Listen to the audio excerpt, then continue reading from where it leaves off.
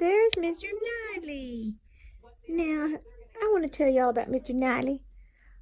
This is my kitty cat that I got first out of this group.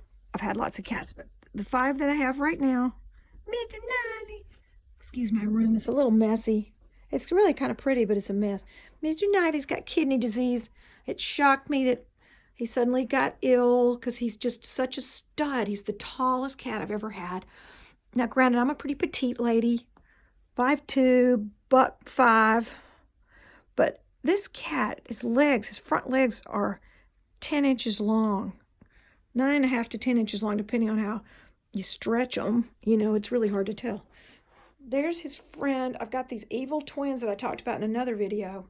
He's 13, Mr. Knightley, tall boy, aka Tabitoo, last surviving saber-toothed tiger, in other words, but I call him Tabitoo, Tabitoo.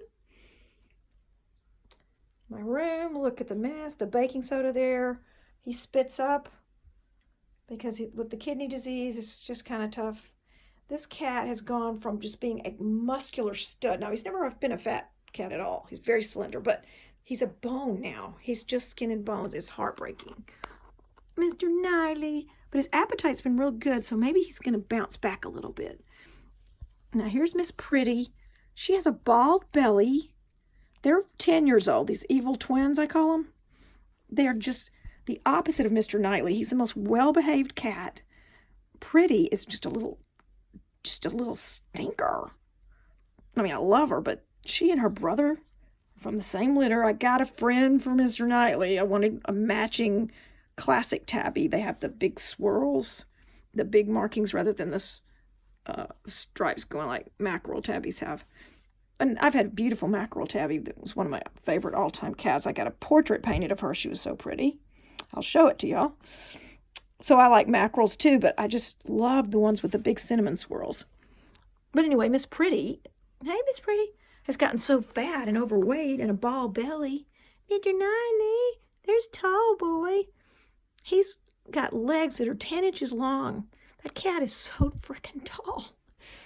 It's really kind of unusual, but it just breaks my heart. Suddenly he just went downhill. It was after a dental procedure. And he just went downhill. I guess slowly he was probably getting kidney disease like they do sometimes, but I didn't expect it. He's 13. He's not ancient. He was really around 12 when this happened. And now he just lost his muscle mass. Hey, Mr. Knightley. Oh, he likes me talking about him. He really does, actually. This cat's very smart.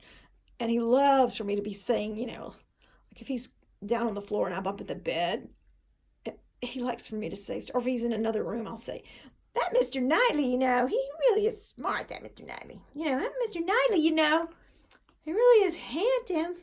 He sure is a brilliant cat. He's like the Cary Grant of kitties, tall, dark, handsome, totally slender. He loves me to talk about him. Just anything, just talk about Mr. Knightley, except don't say bad things. But there's nothing bad to say about Mr. Knightley. This cat's the most well-behaved cat I've ever had. He actually listens to you. And this little Coco she's a little, real kind of feral in a way. She's a beautiful little chocolate brown kitty cat. Let me see if I can get a good video of her. Cokie, hello, pretty.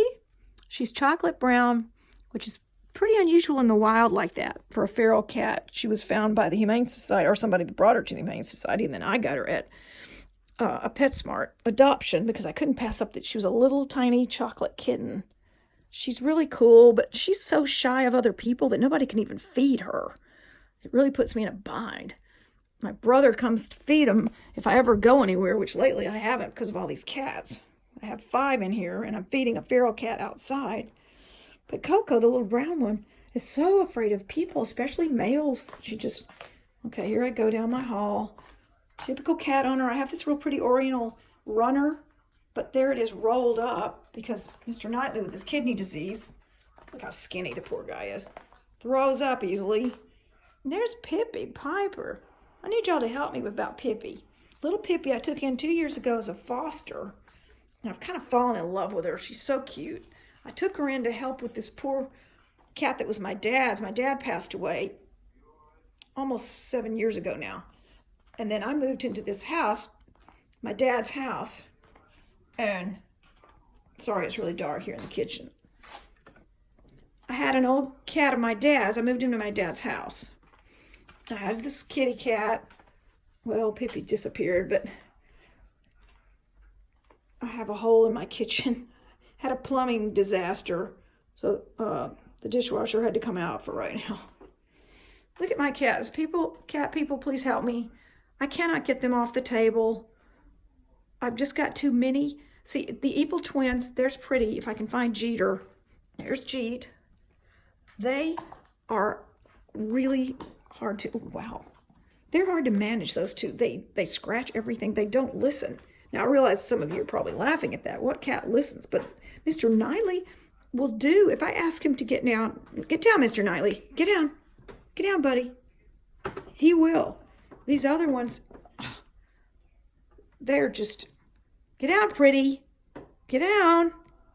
You know you're not supposed to be on the table. Look at her. She just sits down. She's one of those that has a tiara on her head.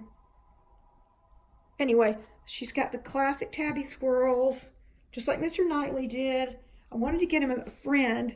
I really just wanted a female. Hello, Pretty. Pretty has a very pretty face.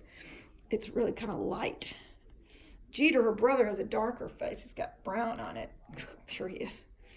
They both are gorgeous. They're rather tall cats, too. They're not small cats, but Mr. Knightley's the tallest of them all. But here's a portrait of Ani, my beautiful mackerel tabby I had once. She was half Abby, half tabby, half Abyssinian, half tabby. Her eyes were mint green.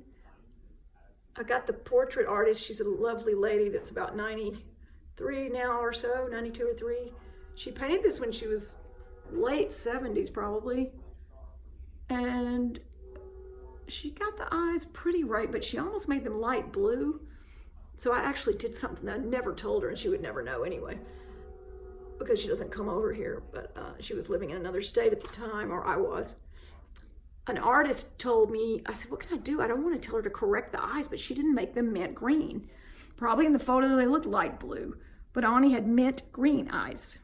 Blue-green, but mint on the green side. So this artist said, put a little bit of yellow food coloring, very, very light. You know how it's so runny. And just make a tiny bit of it on your finger and just put that gently over there, that thin coat. And that's what I did. I don't know if you can see it, but I managed to get them to be mint. But it might need to be done again because they're looking a little bit more blue. But they're close to her eyes. Her eyes were very close to, it was a blue or green, but they were definitely green. They were like Scarlett O'Hara in the movie.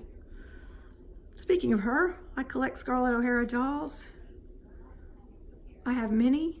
Those are in her 2 Christmas outfits, Christmas Eve, Christmas morning. My Christmas tree this year is a Gone with the Wind theme. I just did a little tabletop tree. It's got Scarlett's all over it and various Gone with the Wind things. And at the top, it has her hat from the barbecue as the topper. And you'll see many Scarletts in different dresses. There's Scarlet with red. Most of them are just Scarlet. But there's Scarlet with red again. There's Scarlet in the poor dress. There's Scarlet after the war. There's Scarlet in her famous red dress. I love this ornament someone made for me. I did an ornament exchange. Well, it's hard to see, but the people from Gone with the Wind laughing the day of the premiere. It just makes my heart sing because I love this movie. Margaret Mitchell, Olivia de Havilland, Vivien Leigh, of course. Margaret Mitchell, of course, the writer, who I already mentioned. Clark Gable, David O. Selznick, the great producer. And I can't tell who that is. Or is that all of them? I can't tell. I don't have on my glasses. I don't wear glasses all the time, but my reading. That's her in another dress when she visits Ashley at the mill. That's her in another dress after the war on the honeymoon. That's when she was poor, but she dressed up in the curtains, the famous, made from the curtains that Carol Burnett did a skit about. That's in the beginning of the movie when she's in the white young dress. She's 16 years old, which people forget about her in the movie. She was just a kid. There she is in the outfit getting dressed when Mammy gets, pulls her corset. So anyway, I got off subject. See, that was part of the ornament exchange. I made an ornament. It's right here with scarlet and red and lots of little beads. And it's when he gives her that hat for a present. But anyway, there's some more scarlets right there, all around. Right now I have the red and green colors out for Christmas. There's Gone with the Wind on the floor. It's a Wonderful Life. Gone with the Wind, Miracle on 34th Street behind it. Anyway, I'm just letting y'all get to know me a little bit.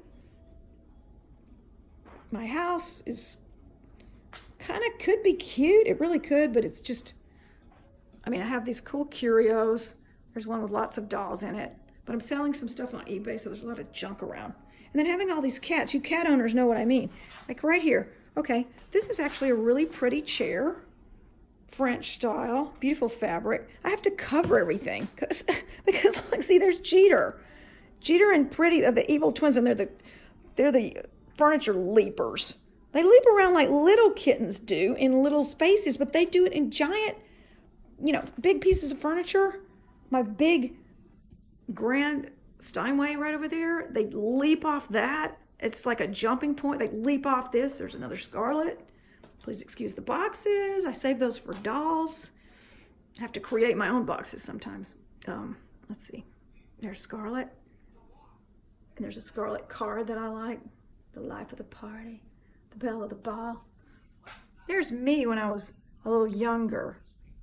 I was in a musical, The Secret Garden. I was the lead soprano. There's my wedding picture. I am divorced. I would turn the camera on me, but I look a little ragged, I think. But one of these days I'll do one with me. I'm no spring chicken anymore, so it's not as fun as it could have been. Anyway, excuse all the food. My brother gave me some food, some beef. And I made some chili the other day, and I gotta clean up, man. It's been a busy few days. I've been to 2 Christmas open houses, 2 Christmas parties. It's a Wonderful Life at an historic theater downtown, out to a date with a big fancy seafood dinner. And that's unusual for me. I don't do that much in months. And all of a sudden I did this in the last week or so. There's Pippi Piper. I call her Pippi Piper, Pick to Pepper, Pickle Peppers. Now, isn't she a cutie? There's Christmas decorations down under here, and I'm not even gonna put them all out. I just leave them under the piano now. Pip, I need y'all to help me about Pippi. Here's the question. Look how cute she is. I took her in as a stray. I was telling y'all about her earlier. And I ended up keeping her. It was just going to be a fostering situation. I wanted to get her spayed right away. She was in heat, and she was real skinny, like deathly skinny. Looked like a skeleton, you know, plus she was just real young, and they can be kind of thin anyway, but this was like malnourished. I cried when I saw her. So I gradually befriended her. She was a little shy, but not totally feral. Pretty shy, but, you know, not like crazy shy. Like this cat that I'm feeding right now outside, and I call him Sir Thomas.